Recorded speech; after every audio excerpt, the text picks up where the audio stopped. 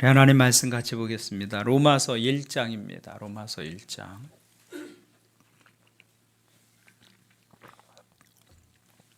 로마서 1장 18절부터 25절 말씀. 우리 교대로 한 절씩 읽겠습니다. 로마서 1장 18절부터 25절 말씀을 한 절씩 교대로 읽습니다. 하나님의 진노가 불의로 진리를 막는 사람들의 모든 경건하지 않음과 불의에 대하여 하늘로부터 나타나나니 이는 하나님을 알 만한 것이 그들 속에 보임이라. 하나님께서 이를 그들에게 보이셨느니라. 창세로부터 그의 보이지 아니하는 것들 곧 그의 영원하신 능력과 신성이 그가 만드신 만물에 분명히 보여 알려졌나니 그러므로 그들이 핑계하지 못할지니라. 영화롭게도 아니하며 감사하지도 아니하고 그 생각이 허망하여지며 미련한 마음이 어두워졌나니 스스로 지혜 있다 하나 어리석게 되어 하나님의 영광을 썩어질 사람과 새와 짐승과 기어다니는 동물 모양의 우상으로 바꾸었느니라. 그러므로 하나님께서 그들을 마음의 정욕대로 더러움에 내버려 두사 그들의 몸을 서로 욕되게 하게 하셨으니 진리를 거짓 것으로 바꾸어 피조물을 조물주보다 더 경배하고 섬김이라. 주는 곧 영원히 찬송할 이시로다. 아멘. 오늘 설날인데 이 저녁에 예배에 나오신 여러분들을 다시 한번 환영합니다. 옆에 분들과 인사 나누겠습니다. 새해 복 많이 받으십시오. 네, 감사합니다. 네. 로마서의 주제는 복음입니다. 복음. 복음은 로마서의 주제일 뿐만 아니라 우리 믿음의 가장 중요한 주제이죠. 그래서 많은 교파가 있고 다양한 믿음의 모습들이 있지만 이 복음이 분명하면 크고 작은 차이가 있어도 우리는 하나다. 우리는 예수 그리스도를 따르는 그리스도교다, 기독교다 이렇게 말할 수 있습니다. 하지만 이 복음이 빠지면 모든 것이 다 같아도 기독교라고 할 수는 없습니다. 그래서 복음이 가장 중요한 믿음의 요소가 되는 것이죠. 그러면 그 복음이라는 것이 도대체 무엇인가라는 것입니다. 우리가 복음이라고 자주 말하지만 복음을 한마디로 정의하라고 하면 어디서부터 설명해야 할지 알긴 아는데 어디서부터 어디까지 설명해야 할지 확실하게 그렇게 처음과 끝까지 알고 있는 그리스도인들이 많지 않습니다. 알지만 설명하기 어려운 것이죠. 그래서 이 로마서를 통해서 우리가 믿고 전하는 그 복음에 대해서 확실한 이해와 또 믿음을 가지는 기회가 될 수 있기를 바랍니다.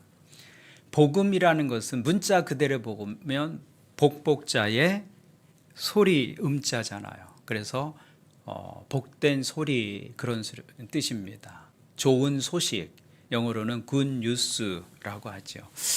역사 속에서 나라 간에 또 민족들 간에 전쟁이 있곤 했습니다.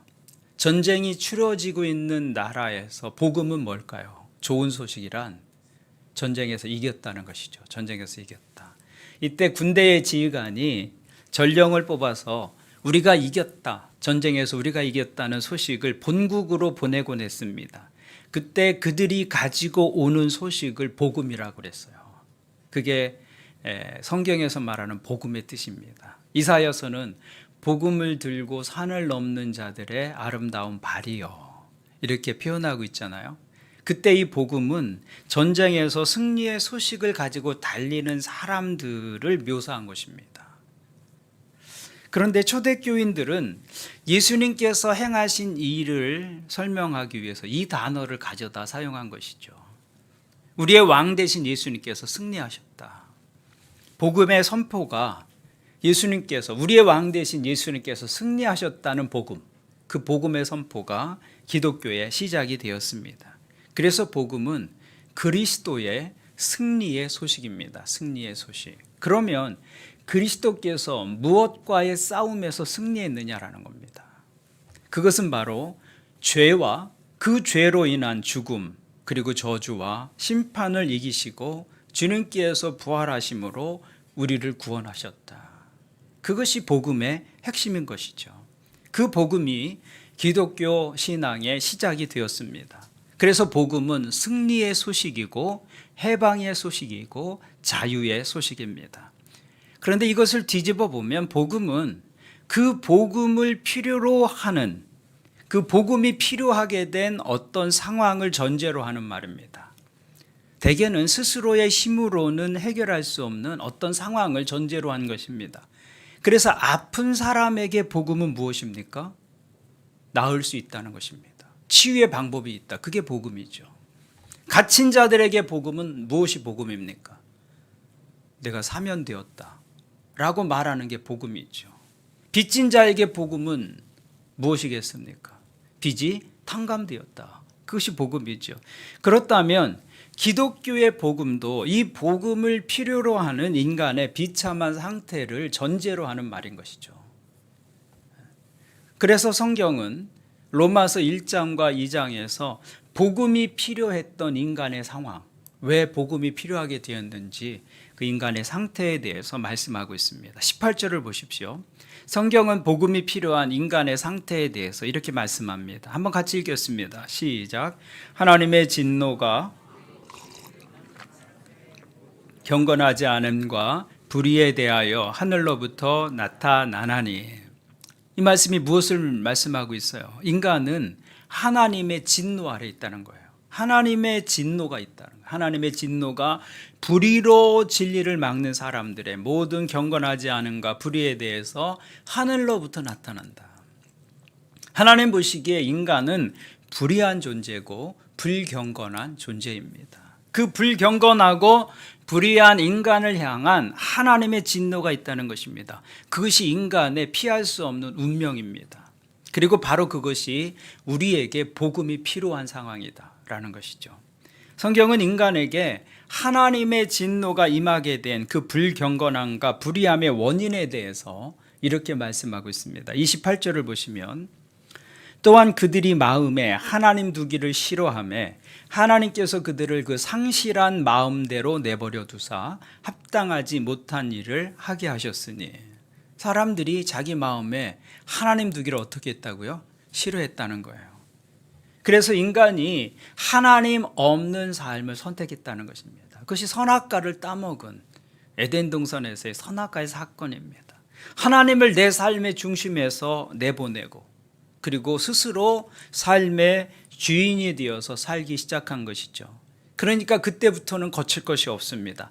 금하는 것도 없습니다. 하나님이 계시면 하나님의 기준을 따라서 금하여진 것들이 있었는데 하나님을 내 삶의 중심에서 내보내고 자신이 주인이 되어서 사니까 이제는 금하는 것이 없죠. 거칠 것이 없습니다. 그래서 해서는 안 될 일도 꺼리낌 없이 하게 되었다는 것입니다. 그래서 인간의 비극은 하나님 없는 삶에서 비롯되었다라고 성경은 말씀하고 있는 것이죠. 그래서 불경건함이라는 단어가 영어로는 godlessness, 하나님 없음이라는 뜻입니다. 하나님 없음이 불경건함의 본질적인 의미예요. 그 하나님 없는 삶에서 인간의 모든 죄가 출발하는 것입니다. 그래서 하나님은 하나님을 인정하지 않는 그 삶에 대해서 진노하시고 심판하신다라는 것이죠. 많은 사람들이 인생을 사는 동안 하나님 없이 하나님을 인정하지 않고 자기 삶을 살아갑니다. 그렇게 살다가 언젠가는 하나님 앞에 서게 될 것입니다. 그때 가장 많은 핑계가 무엇이겠습니까? 저는 몰랐습니다. 하나님, 저는 정말 몰랐습니다. 하나님이 계신 줄을 저는 정말 몰랐습니다. 하나님이 계신 줄 알았다면 제가 인생을 이렇게 살았겠습니까? 그렇게 변명할 것입니다. 그런데 성경은 이렇게 그 변명에 대해서 말씀합니다. 19절을 보시면 이는 하나님을 알만한 것이 그들 속에 보임이라 하나님께서 이를 그들에게 보이셨느니라. 그래서 핑계할 수 없다는 거예요. 하나님께서 세상 가운데 하나님을 알만한 것들을 분명하게 드러나게 하셨다는 것입니다. 그러니까 인생을 살면서 하나님께 관심 없이 사는 것은 몰라서 그렇게 사는 것이 아닙니다. 알면서도 안 하는 것이죠. 하나님을 인정하지 않는 것은 실수가 아닙니다. 몰라서가 아니에요. 그건 고의적인 것이고 의도적인 것이다. 그래서 그 죄에 대해서 핑계할 수 없다고 성경은 말씀합니다. 그런데도 사람들은 하나님에 대해서 무관심하게 살아갑니다. 특히 무신론이 합리적이라고 생각하는 현대인들은 더욱 그렇습니다. 사람들은 무신론을 과학적이라고 생각하고 합리적이라고 이해하려고 합니다. 그런데 하나님이 없다는 생각은 결코 과학의 결론은 아닙니다.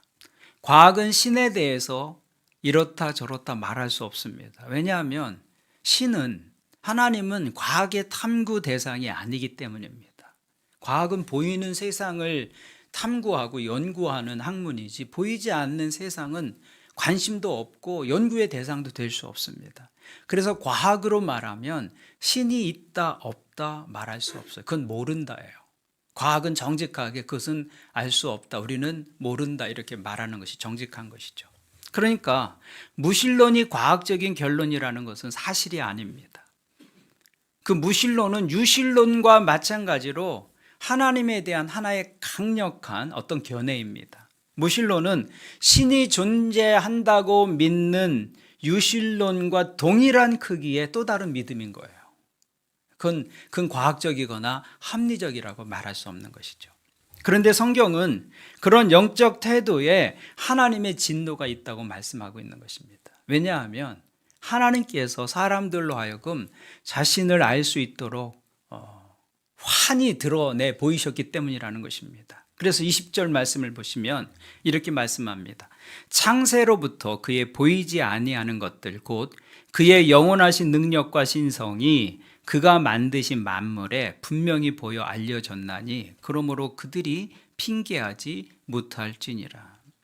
성경은 하나님께서 모든 창조물 위에 자신의 영원하신 능력과 신성을 보여줄 수 있는 명백한 표식을 심어 놓았다고 말씀하고 있습니다. 그래서 하나님께서 만드신 창조의 세계 속에서 우리는 그분의 능력을 볼 수 있습니다. 이 세계는 하나님의 인격과 속성의 표현이다라는 것입니다. 우리가 커다란 어떤 그 자연적인 풍광 앞에 서기만 해도 압도되는 무엇이 있어요. 그 풍광을 보는 순간 그 뒤에 하나님이 계시다는 것을 고백할 수밖에 없는 그런 우리의 경험들을 우리가 다 갖고 있습니다. 그래서 세상 어디에서든지 하나님의 속성이 나타나 있고 하나님의 손길이 담겨 있다는 것이죠. 아주 작은 미시의 세계 속에서도 그 속에 들여다보면 하나님 아니면 설명이 안 되는 어떤 모습들이 그 안에 있는 것입니다. 그것이 너무나 뚜렷하고 확실하기 때문에 아무리 무식하고 둔한 사람이라 할지라도 나는 하나님을 모른다, 하나님을 못 보았다라고 변명할 수 없다는 것입니다. 지디 그리어라는 목사님은 복음 특강이라는 책에서 하나님께서 피조 세계 속에 자신을 드러내는 4가지 방식을 이야기하고 있는데 그중에 대표적인 거 2가지만 이야기하면 이런 것입니다. 먼저는 세상은 하나님의 지문과 같다는 거예요. 그 중에 하나가 우주적 지문인데요. 우주 자체가 하나님의 존재에 관한 부인할 수 없는 지문과 같아. 이렇게 말하고 있는 것입니다. 왜 세상이 존재하는가? 존재하는 이 모든 것들은 어디서부터 왔는가? 그것이 인류가 역사가 시작된 이후로 계속해서 가지고 있는 질문 가운데 하나입니다. 근데 아직도 이것에 대한 대답을 갖지 못했어요. 세상에 존재하는 이 모든 것들은 어디서부터 온 것인가? 과학은 우주의 기원을 빅뱅 이론으로 설명하죠. 138억 년 전에 빅뱅이라고 하는 큰 폭발이 있었고 그 한 점으로부터 우주가 시작되었다. 그래서 그 빅뱅 이론이 우주의 발생 과정을 설명할 수 있다고 과학자들은 연구합니다. 그래도 해결할 수 없는 물음이 하나 있습니다. 그것은 빅뱅을 가능하게 했던 그 물질과 에너지는 도대체 어디서 온 것이냐라는 것이죠. 빅뱅이 우주 생성을 설명해 줄 수 있다 해도 그 빅뱅이 가능하게 할 수 있었던 에너지와 물질은 어디서 왔는가? 그 한 가지 질문에 대해서는 여전히 과학은 답을 모르고 있는 것이죠. 이 존재하는 물질들은 도대체 어디서부터 온 것인가? 그런데 그것에 대해서 성경의 대답은 무엇입니까? 그 모든 것은 하나님께로부터 온 것이다. 그것이 세상을 설명하는데 훨씬 더 합리적인 대답입니다. 영원하신 존재, 영원하신 하나님이 존재하신다고 믿는 편이 세상을 설명하는데 훨씬 더 합리적이다라는 것이죠. 하나님 없이 세상을 설명할 수가 없는 것입니다. 이렇게 눈에 보이는 세계가 존재한다는 사실은 그것을 지으신 설계자, 창조주가 그 이면에 있음을 보여주고 있는 것이죠. 이 세상에 존재하는 그 존재 자체가 하나님의 존재를 부인할 수 없게 만든다. G.D. 그리어 목사님은 그렇게 설명을 합니다. 두 번째 지문은 도덕적인 지문인데요. 그건 우리 내면에 우리가 어떻게 살아야 할지 알려주는 내면의 소리가 있다는 것입니다. 그래서 내가 제대로 인생을 살지 못하고 있다고 생각될 때 느끼는 죄책감이 있어요. 믿음과 상관없이 모든 인간이 가지고 있는 그런 마음의 모습입니다. 문명화된 사회나 오지의 원시인들이나 이 지구상의 모든 인간의 문화 속에서 발견되는 현상입니다.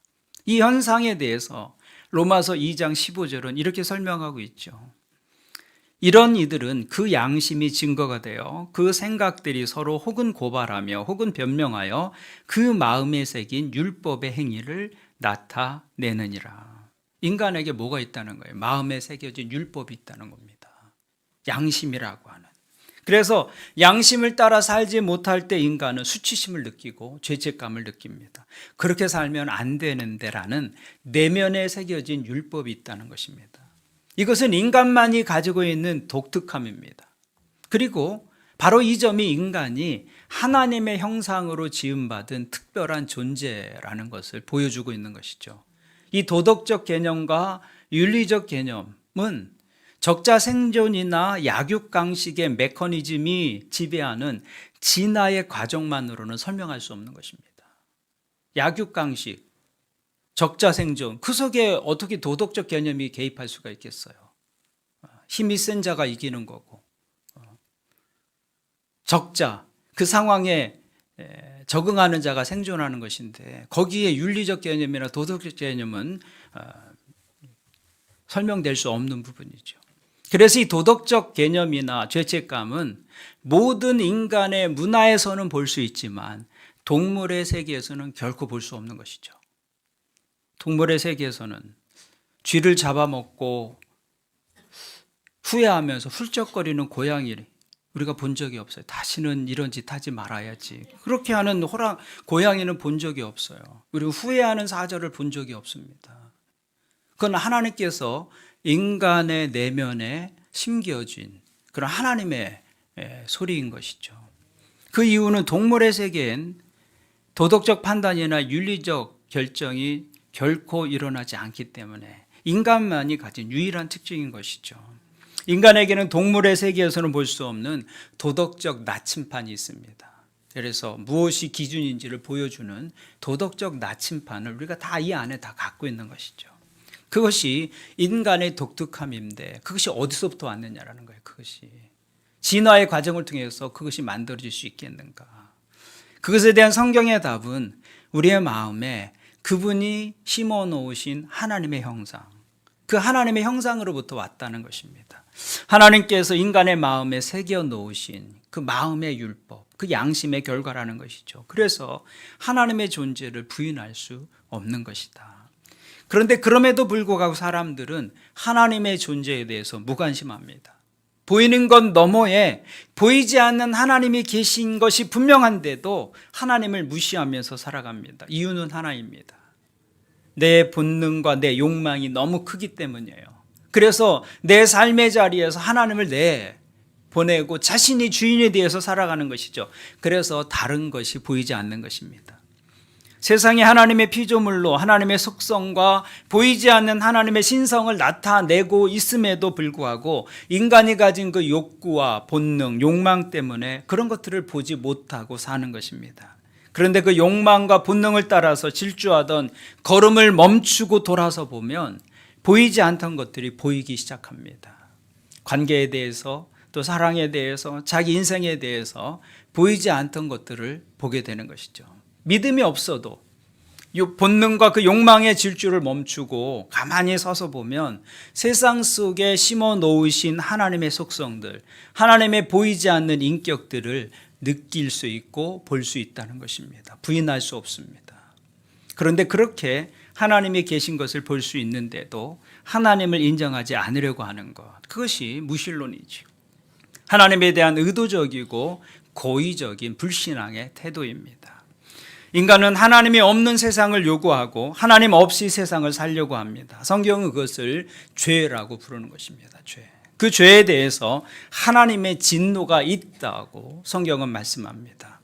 그러면 하나님을 부인하고 하나님 없는 삶을 사는 사람들을 향한 하나님의 진노가 어떻게 임하는가? 18절을 보시면 하나님의 진노가 불의로 진리를 막는 사람들의 모든 경건하지 않음과 불의에 대하여 하늘로부터 나타나나니. 하나님의 진노가 어디서부터 나타난다고 말씀하고 있어요? 하늘로부터 나타난다. 여기 하늘이라는 말은 인간이 어찌할 수 없는 영역을 말하는 것입니다. 그러니까 하나님의 진노가 하늘로부터 나타난다는 것은 그 진노가 시작되면 아무도 막지 못한다는 것입니다. 인간은 절대 막을 수가 없어요. 하나님의 진노가 시작되면 아무도 그 진노로부터 자유로울 수 없고 그 진노를 피할 수도 없고 그 진노를 막을 수도 없어요. 그것이 하늘로부터 하나님의 진노가 임한다는 말입니다. 그런데 놀라운 소식이 있습니다. 그 진노를 피할 길이 있다는 것이죠. 그것이 복음이에요, 복음. 인간은 그 하나님의 진노 아래에 있는데 하늘로부터 내려오는 그 진노를 피할 수도 없고 그 진노를 막을 수도 없는데, 그런데 복음이 뭐냐? 그 진노를 피할 수 있는 길이 있다고 말씀해 주는 게 복음이다라는 것이죠. 인간은 자신의 죄로 인해서 하나님의 진노와 심판의 운명 속에 있습니다. 누구도 피할 수 없는 일입니다. 그런데 복음이 무엇입니까? 그 죄인인 인간에게 하나님의 진노를 피할 길이 있다는 소식, 그것이 복음인 것이죠. 그래서 성경은 그 복음에 대해서 말하고 있는 것이고, 바울 사도는 내가 이 복음을 가지고 로마에 가서 너에게 이 복음을 전하기를 원한다라고 간절히 소망했던 것입니다. 그 복음에 대해서 바울 사도는 이렇게 이야기합니다. 1장 2절부터 4절을 보면 이 복음은 하나님이 선지자들을 통하여 그의 아들에 관하여 성경에 미리 약속하신 것이라. 그의 아들에 관하여 말하면 육신으로는 다윗의 혈통에서 나셨고 성결의 영으로는 죽은 자들 가운데서 부활하사 능력으로 하나님의 아들로 선포되셨으니 곧 우리 주 예수 그리스도시니라. 성경은 이 복음이 무엇을 통해서 완성이 되었다고 말씀하고 있습니까? 예수 그리스도의 성육신과 십자가의 사건과 부활의 사건을 통해서 완성되었다고 말씀합니다. 그것이 복음의 완성이다. 하나님 아버지께서는 그의 외아들 예수 그리스도를 십자가에 내어주시고 인간을 향한 모든 진노, 피할 수 없는 하늘로부터 내려오는 그 진노를 누구에게 쏟아부으셨다는 거예요. 당신의 사랑하시는 아들 예수 그리스도를 향해서 그 진노를 다 쏟아부으셨다는 것이죠. 그리고 우리에게는 그 진노로부터 자유할 수 있는 기회를 주신 것입니다. 예수 그리스도께서 우리의 죄와 허물로 대신 옷 입으셨어요. 그리고 우리 대신 하나님의 진노와 저주를 받으신 것입니다. 그래서 죄 지은 인간에게 주어진 것은 하나님의 저주가 아니라 하나님의 진노가 아니라 하나님의 자비였고 하나님의 긍휼이었고 하나님의 사랑이었다는 것이죠. 그것이 복음의 내용입니다. 복음의 내용. 그 복음을 믿음으로 받아들이는 것, 그것이 구원의 시작이라고 로마서는 말씀하고 있는 것이죠. 이것이 바울 사도가 생명을 다해서 전한 복음의 내용입니다. 우리가 앞으로 이 로마서를 통해서 이 복음에 대해서 조금 더 자세히 살펴보게 될 것입니다. 로마서를 읽어나가는 동안에 이 복음을 더 확실히 이해하고 구원의 믿음 위에 굳건히 서게 되는 여러분들 되시기를 주님의 이름으로 축원을 드립니다. 아멘. 우리 함께 기도하겠습니다. 말씀을 가지고 함께 기도하겠습니다. 먼저 우리 교회가 복음의 진리 위에 굳게 서는 교회 되기를 여러분 기도해 주시기를 바랍니다. 하나 우리 교회가 이 복음의 진리 위에 굳게 서서 흔들리지 않는 교회 되게 도와주시옵소서. 특별히 교회의 존재 목적은 영혼을 구원하는 데 있습니다. 하나님, 우리 교회가 이 복음으로부터 부여받은 이 사명을 온전히 감당하는 교회 되게 도와주옵소서. 우리 교회가 이 복음을 더 효과적으로 세상에 전하고 영혼 구원하는 교회로 서게 하여 주옵소서. 특별히 설 명절을 지내면서 이 복음이 우리 가족 가운데 믿지 않는 가족들에게 전하여지게 하시고 모든 가족이 구원에 이르는 복을 누리게 도와주옵소서. 또한 이 복음을 들고 국경을 넘어 다른 민족, 다른 나라에서 복음을 위해 헌신하는 선교사님들을 주께서 성령으로 충만하게 인도해 주시고 그 복음이 그 땅에 또 온전히 전하여 줄 수 있도록 역사하여 주옵소서. 우리 복음을 생각하면서 우리 함께 한 목소리로 기도하겠습니다. 하나님 아버지, 오늘 우리에게 이 복음을 듣게 해주셔서 감사합니다. 하나님, 우리에게 이 복음이 전해지지 않았다면 우리도 여전히 하나님의 진노, 하늘로부터 임하는 그 하나님의 진노, 피할 수 없고 막을 수 없고 움직일 수 없는 하나님 그 진노 아래 우리가 놓여진 운명이었지만 하나님께서 그 진노를 사랑하시는 아들 예수 그리스도를 향해 쏟아 부으시고 우리에게는 자비와 긍휼과 은혜를 베풀어 주셨습니다. 하나님이 은혜를 알게 해주셔서 감사합니다. 우리 믿음이 복음 위에 바로 서는 믿음 되게 역사하여 주시옵소서. 하나님, 교회가 이 복음을 바로 알고 이 복음을 이 땅 가운데 잃어버린 영혼들을 향해서 주님 하루가 천년같이 기다리고 계시는 그 잃어버린 영혼들을 하나님의 마음으로 품고 이 복음을 위해서 헌신하는 교회로 설 수 있도록 주님 도와주시옵소서. 우리 교회가 이 분명한 복음의 메시지를 가진 곳이 될 수 있도록 하나님, 우리 성도들의 마음을 이 복음 위에 세워 주시옵시고 하나님이 진리에 헌신한 교회가 될 수 있도록 주님 역사하여 주시옵소서. 영혼 구원하는 교회로 하나님, 우리 교회가 이 땅에 존재하는 동안 하나님 이 역사 열매 하나님께서 매 순간마다 허락해 주시기를 기도하고 간구합니다. 특별히 설 명절을 지내면서 사랑하는 가족들에게 하나님 믿지 않는 저들의 영혼들을 생각하면서 하나님 우리를 통해서 저들의 영혼 속에 하나님의 복음이 전하여지고 저들도 우리처럼 믿음의 자리에 서서 하나님을 아버지라고 부를 수 있는 이 영원한 복을 누릴 수 있도록 주님 은혜를 베풀어 주시옵소서. 또한 복음을 들고 국경을 넘어 다른 민족, 다른 나라 그 속에서 복음을 연신한 성도들을 주께서 기억해 주시고 그들을 통해서 복음이 온 천하에 전하여지는 일들이 속히 올 수 있도록 주님 역사하여 주시옵소서. 몸대 교회하여 이 복음에 헌신하고 복음에 귀하게 쓰임받는 교회로 계속해서 주님 앞에 설 수 있도록 주여 역사하여 주시옵소서. 이 복음으로 인해 주님께 감사를 드립니다. 감사를 드리며 예수님의 이름으로 기도합니다. 하나님 아버지, 우리에게 복음을 들을 수 있는 기회를 주심을 감사합니다. 우리가 사는 세상에 하나님께서 계심을 나타내는 수많은 증거들이 있음에도 불구하고 하나님을 모른 채 하고 사는 사람들이 많은데 우리로 하여금 하나님의 존재하심을 믿게 하시고 그 하나님께서 예수 그리스도의 생명을 내어주시고 우리를 구원하셨다는 복음의 소식을 믿음으로 받아들이게 하신 은혜를 감사합니다. 그 구원에 감사하는 삶이 되게 하시고 우리를 구원하신 그 복음을 전하고 증거하는 믿음 되게 도와주옵소서. 그리하여 세상을 구원하기를 원하시는 하나님의 소원이 우리 성도들과 교회를 통해서 이루어지게 역사하여 주옵소서. 오늘 설 명절입니다. 만나지 못했던 가족들이 함께하는 시간입니다. 사랑하는 가족들의 구원을 위해 간절히 기도하는 성도들이 있습니다. 하나님, 저들의 기도에 응답하여 주옵소서. 한 사람의 믿음을 통해서 온 가족이 하나님의 구원을 경험하는 복을 우리 모든 성도들의 가정에 허락하여 주옵소서. 우리를 구원하신 예수 그리스도의 이름으로 간절히 기도하옵나이다. 아멘.